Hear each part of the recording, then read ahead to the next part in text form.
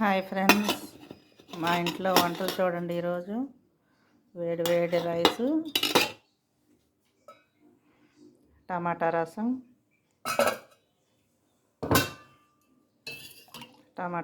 Friends.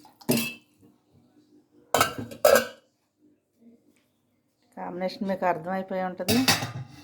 Keema friends, keema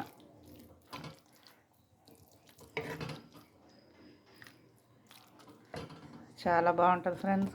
mutton keema చపాతీకి, పుల్కాకి, రైస్కి చాలా బాగుంటుంది. ఈరోజు మా ఇంట్లో నంచుకోవడానికి ఉల్లిపాయలు. నేనైతే అన్నం పెట్టుకోబోతున్నాను ఫ్రెండ్స్. అన్నం పెట్టేసుకున్నాను ఫ్రెండ్స్.